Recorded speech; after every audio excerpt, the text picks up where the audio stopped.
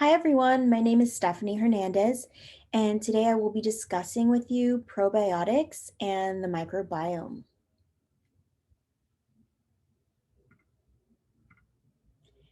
So a little bit of what we're going to cover today. We're going to start with the introduction. We're going to go over microbiome constituents, the health influence of the microbiome, development of the microbiome, mode of feeding for infants and toddlers, probiotic supplementation, diet composition, recommendations for healthcare providers and recommendations for parents. We're going to go through Graph of Knowledge, and then we're going to finish up with the summary.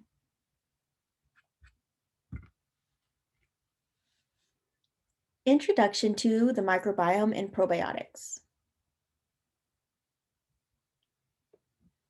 Bacteria, archaea, and fungi have preceded the existence of humans on this planet. In order for these single-cell species to evolve, they relied on a human host to thrive. Humans and their microbiota adapted to form a symbiotic relationship where they mutually benefit from each other's existence. So, why is the microbiome important in research? Microbiota can be found throughout the digestive tract, and emerging research is focused on the gut microbiome due to its role in development, health, and immunity throughout childhood. There is strong evidence promoting the importance of microbiome development in early stages of life to support functions in the body. At present, there is a lack of evidence determining how infant and toddler microbiome environments impacts the health of individuals throughout adulthood. This type of research would provide insight into what is considered a healthy progression of the microbiome from birth throughout the lifespan and guide health professionals in suggesting possible microbiome alteration methods to protect individuals from specific health implications later in life. Currently, there is a demand for healthcare providers to educate parents regarding infant and toddler feeding practices, if and what kind of probiotic supplements are necessary, and recommendations to support early development of the gut microbiome.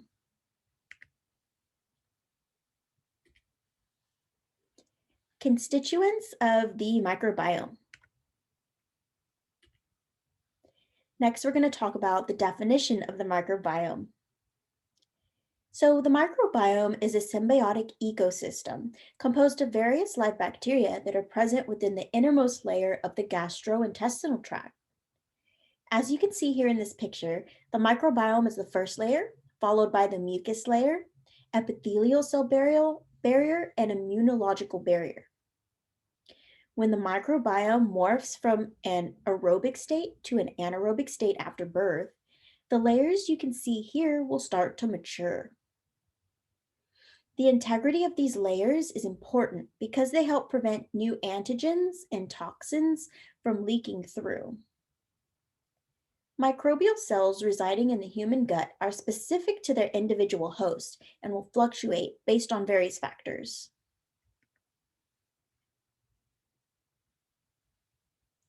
So in this slide, I went ahead and zoomed in into the microbial layer.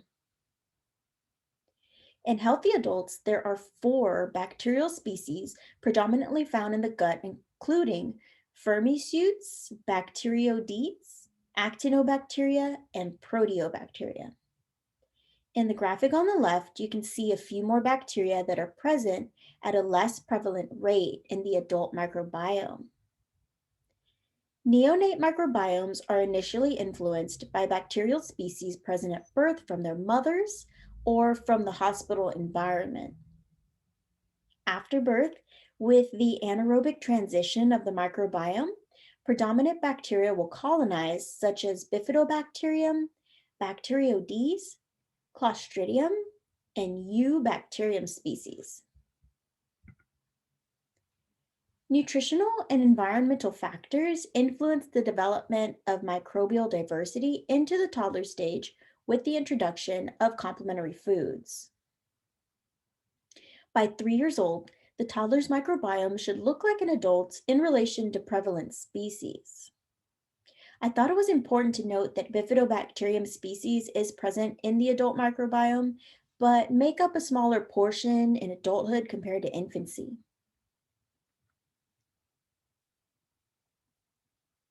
Health influence of the microbiome. Microbiome homeostasis versus dysbiosis. The microbiome is composed of various live bacterial microorganisms categorized as probiotic bacteria or pathogenic bacteria. The word probiotics is sometimes interchanged with the term protective or good bacteria due to probiotics' reported health benefits. Pathogenic bacteria are potentially harmful. However, they are inhibited from overgrowth by competing with the probiotic bacteria through a commensal relationship. A healthy and balanced microbiome supports overall metabolism and is responsible for the production of many compounds such as vitamin K, short chain fatty acids, and amino acids. Here, this graphic shows the intestinal epithelium. You can see here how good bacteria supports the health status of the child compared to all the health concerns associated with an overgrowth of pathogenic bacteria or not enough prevalence of probiotic bacteria. That imbalance, also known as dysbiosis, has been linked to the development of obesity, food allergies, the development of childhood atopic disease, irritable bowel, and celiac disease.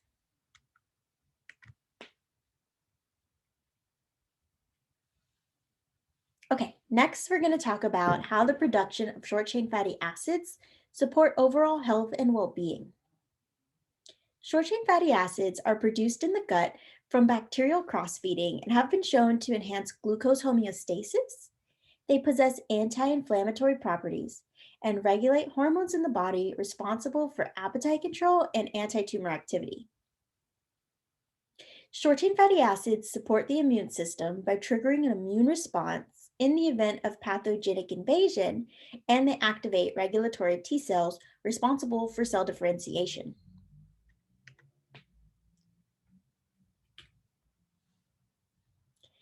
Complementary food introduction at 3 months led to higher production of short chain fatty acids. I chose to go over this study now while the benefits of short chain fatty acids were fresh in your mind. Later, we will pull this through when we talk about complementary food recommendations. So, in this longitudinal cohort study by Differding et al., researchers were interested in investigating if the early addition of complementary foods at 3 months of age was more effective for microbiome colonization and the production of short chain fatty acids. Researchers were also interested in the excretion rate of short chain fatty acids among both groups.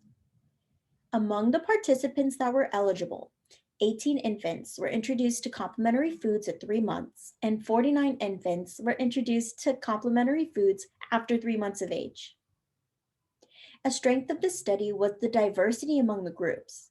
62.7% of the participants were African American, Native Americans, and other nationalities were also included in this study. Another thing I thought was interesting was that 80.6% of the infants in this study were not breastfeeding at the age of 3 months old. So, for the method, stool samples were collected at 3 and 12 months from the early complementary food infant group and were compared to stool samples of infants introduced to complementary foods later in infancy. Researchers assessed the samples for differences of microbial taxa and levels of short chain fatty acid components. The charts on the left are to give you a visual of what the researchers found. As you can see, evidence revealed that the introduction of complementary foods at 3 months of age was associated with higher abundance of microbial taxa, higher production of butyric acid, and increased butyric acid excretion. So currently, it is unclear whether high microbiome diversity earlier in infancy is beneficial. In this case, infants consuming complementary foods at 3 months showed higher excretion of butyric acid, which in some studies was associated with hypertension and obesity development. In other studies, early introduction of complementary foods led to decreased abundance of bifidobacterium. Additional research is necessary to determine how this finding is associated with health later in childhood and possibly throughout adulthood. So, next we're going to talk about the development of the microbiome. Prenatal microbiome development. Prenatal and postnatal factors that cause fluctuations in microbiome development can be found in current research. Researchers have discovered bacterial DNA in the uterus, placenta, and fetal blood supply. Bacteria will develop in the placenta during development from microbial metabolites traveling from the maternal microbiome into the fetal placenta. Currently, there is evidence of an association among low placenta microbial diversity and low birth weight of full term neonates. There are studies investigating if certain maternal factors play a role in prenatal microbiome development. In a study by Cerdo et al., researchers were interested in investigating if maternal obesity was associated with alterations in the development and function of the neonate microbiome. Researchers measured the types and levels of bacterial species among infants with mothers who had a normal BMI and compared that to infants where their mothers were classified as obese. Researchers found that infants with mothers experiencing obesity had higher levels of bacteroidetes, and infants with mothers who had a normal BMI had higher colonization of firmicutes. Additional research is imperative to analyze the bacterial development of the fetal environment and determine if pregnant mothers can alter their diet or lifestyle to create a healthier environment while the fetus is inside the placenta.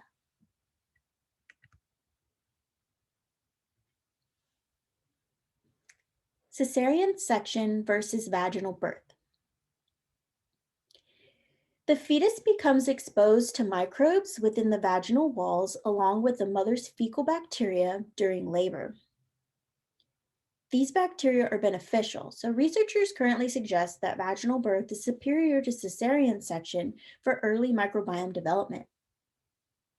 In a C-section birth, antibiotics are typically administered to the mother prior to or during a C-section, which further reduces the microbes the child would normally be exposed to. When researchers examined baby meconium, microbes of C-section babies were composed of those found in the hospital environment and on the mother's skin, compared to babies born vaginally, which excreted microbes resembling their mother's microbiomes. C-section delivery is also associated with decreased microbial diversity, specifically of bacteroidetes, and increased risk for dermal staph infections. Here you can see on this chart the differences in bacterial colonies of vaginally delivered babies compared to C-section delivery babies.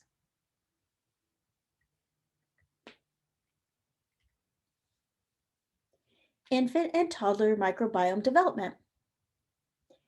In children, the most dramatic growth of the microbiome will occur in the first months to a year of infancy.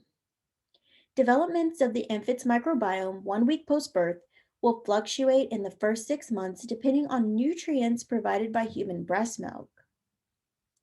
Alterations in neonate microbiome developments are theorized to be influenced by environmental or genetic factors as well. This picture shows some of the factors here. One of the postnatal factors mentioned on the list is family members. I found that newborns with siblings tend to develop higher levels of bifidobacterium catenulatum. Catenulatum. One study mentioned that female newborn babies tend to colonize higher levels of Bacteroides fragilis and Lactobacillus compared to male babies. Babies born prematurely are at higher risk for bacterial dysbiosis and delayed growth of the gut microbiome. Additional research is necessary to monitor colonization of specific bacterial strains caused by other genetic or environmental facets.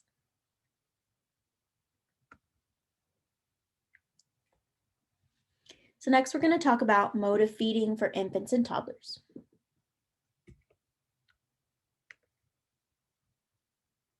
Breastfeeding.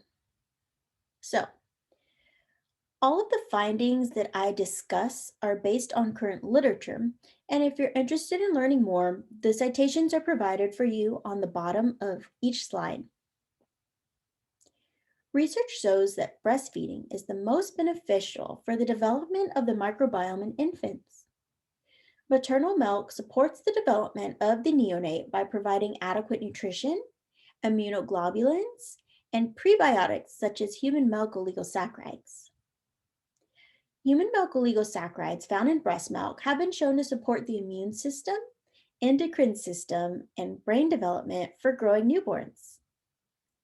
Breast milk provides commensal bacteria such as staphylococci, streptococci, lactic acid bacteria, and most prevalent bifidobacterium species. Beneficial bacteria from maternal milk, such as bifidobacterium species, are necessary for the infant to develop digestive abilities to break down lactose and HMOs.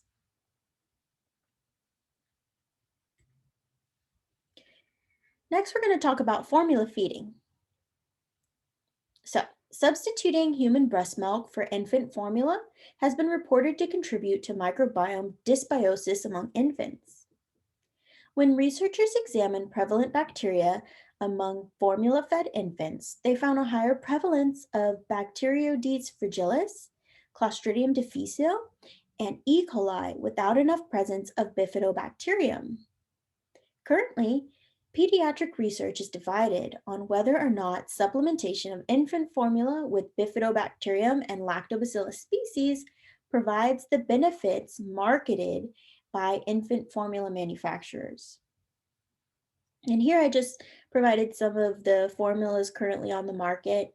Um, I think it says comforting probiotics, and the benefits are for excessive crying, fussiness, colic, and gas. Just to give you an example of what's out there. So let's dive deeper into the research surrounding probiotic supplementation.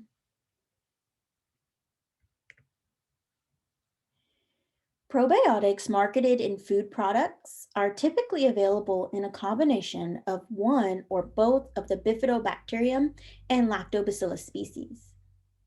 Types of products on the market containing these probiotic strains include fermented dairy products, yogurt, cheese, ice cream, and milk powder. Non-dairy products marketed to contain probiotics include certain juices, nutrition bars, infant cereal, and soy-based snacks. Probiotics have been shown to be effective for combating diarrhea, IBS, and infections caused by pathogenic bacteria such as Clostridium difficile. Lactobacillus species has been shown to exert several benefits, such as the alleviation of symptoms related to lactose intolerance and inflammation remediation in the gastrointestinal tract. It is important to note that there are several different strains of Bifidobacterium and Lactobacillus species. Benefits of probiotics are strain specific, and studies surrounding strain identification are still in their infancy. This is important when you're trying to determine if a probiotic food product or supplement contains the specific strain required for the intended benefit.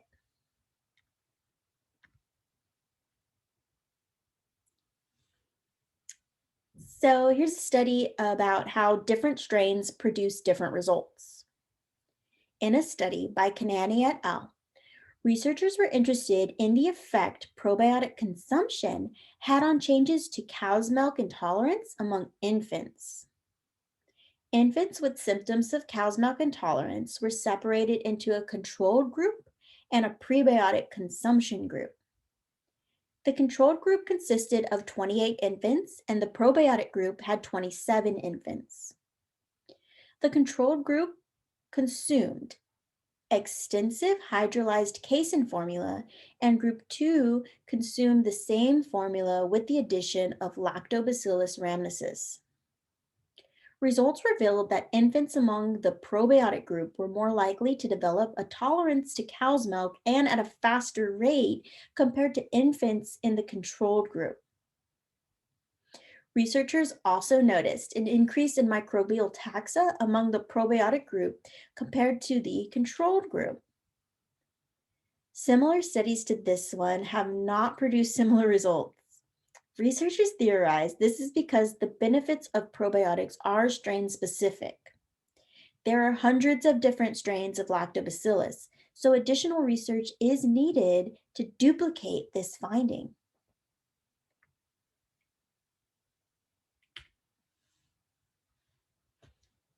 Probiotics in food products.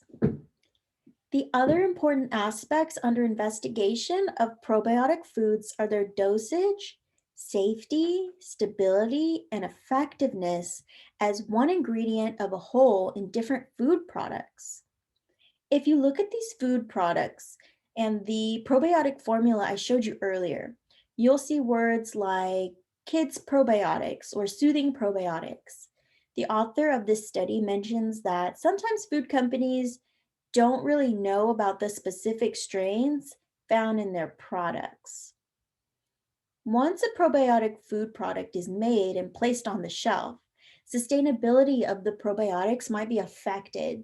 So, as you can see, this Good Belly shows 20 billion probiotics, but it's questionable if that's the amount you get once you're actually going to drink it. The minimum food probiotic dose suggested to be effective in human adult studies is 10 to the 6th colony forming units per milliliter or grams. The suggested amount is just a fraction of the total probiotic units adults should consume throughout the day. Research is lacking regarding probiotic dosages in these types of products, and it's definitely lacking studies for dosages that would be effective for kids.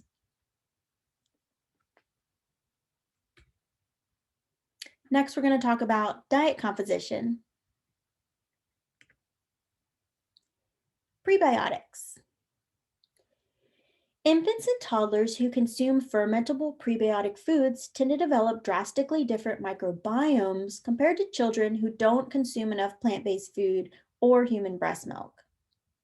A prebiotic compound is indigestible by the upper gastrointestinal tract, allowing it to travel to the gut where it selectively stimulates the colonization of beneficial bacteria.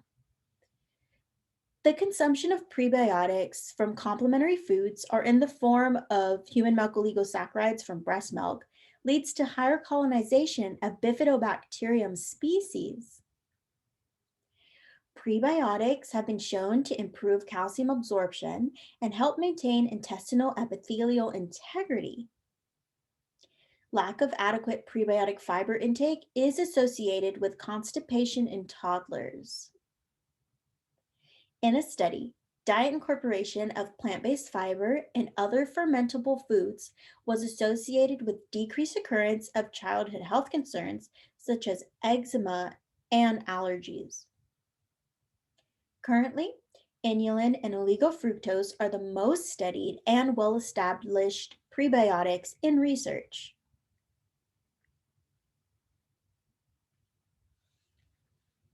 Inulin and oligofructose are effective prebiotics.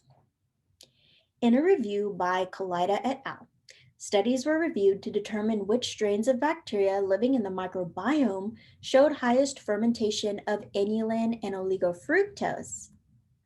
Studies were conducted in vivo and in vitro, and the majority of studies found fermentation was highest for bifidobacterium and lactobacillus species when exposed to inulin and oligofructose.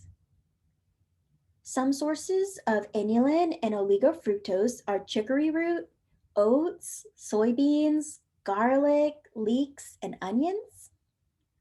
It is rare to find inulin and oligofructose fortified kids' foods in the United States. But in the UK, there are inulin and oligofructose biscuits, yogurt, chocolate dairy drinks, just to name a few. Although inulin and oligofructose have been shown to be effective prebiotics, additional research is needed to determine their effects on health through fortification of food products such as infant formula.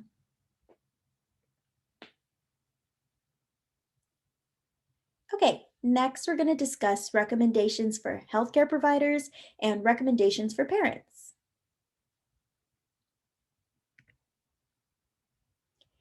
For healthcare providers, breastfeeding. So it is important that healthcare providers encourage parents to breastfeed their child exclusively for the first 6 months, according to the World Health Organization guidelines. They should encourage the introduction of complementary foods at 6 months and encourage parents to provide their child a diverse blend of fruits, vegetables, and whole grains to promote microbiome diversity. They should encourage parents to make changes to infant and toddler diets to include more water and prebiotic fiber before they recommend probiotic supplementation. If probiotic supplementation is necessary in their opinion, they should definitely be knowledgeable about the recommended product to ensure the strain of bacteria leads to the intended benefit.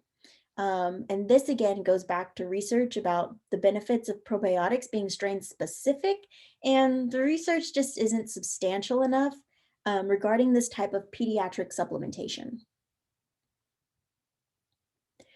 Healthcare providers should stay current on new and emerging research regarding probiotic foods and supplements to understand how they can impact pediatric development and possible extension into adulthood.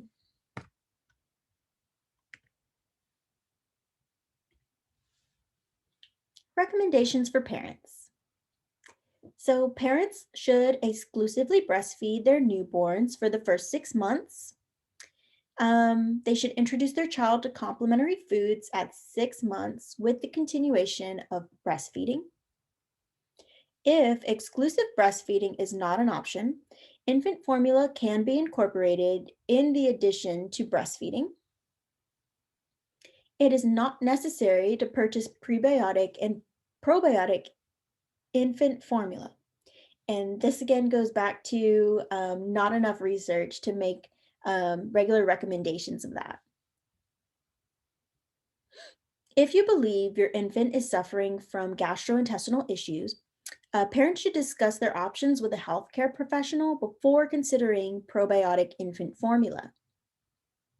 Fruits, vegetables, whole grains, along with other food groups in a well balanced diet, will work together to promote gut health for their child. If their toddler is experiencing constipation with the addition of complementary foods, which I heard happens pretty often, they should increase their infant's water intake and work with the dietitian to make sure that they're meeting um, their daily fiber intake, adequate intake for that day.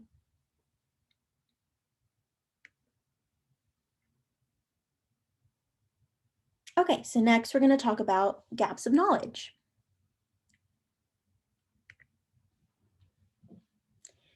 There is a gap of knowledge in understanding the development of childhood disease, dietary feeding habits, and the microbiome's role in disease remediation.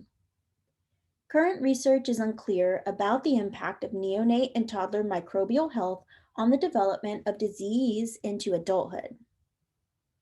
Additional epidemiological and longitudinal studies to observe infants and toddlers with contrasting microbiome characteristics would improve our comprehension of individualized environments and their relation to health and disease prognosis.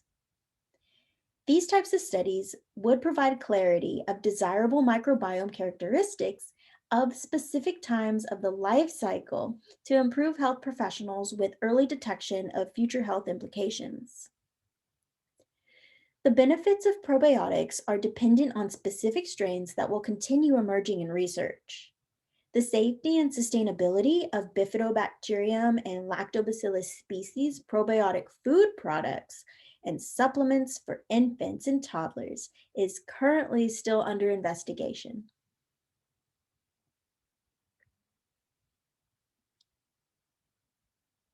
Summary. The human microbiome is an ecosystem essential for childhood development, immunity, and various functions of the body. Various factors such as delivery method, environment, genetics, and maternal health influence microbiome developments in early infancy. Infant and toddler feeding practices are imperative to support colonization of beneficial bacteria. Disruptions of microbiome colonization are associated with dysbiosis and development of disease in childhood.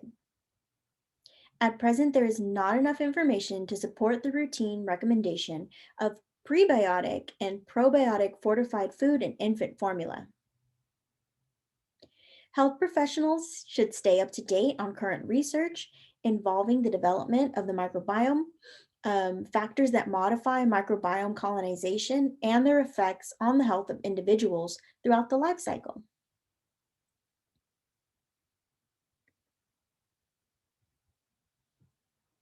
Okay, so I know this will be posted for you guys. This is the end of my presentation. If you have any questions about my presentation, you can go ahead and email me or ask me in class. I'd be happy to answer those for you. Um, this is my bibliography, and I hope you enjoyed my presentation.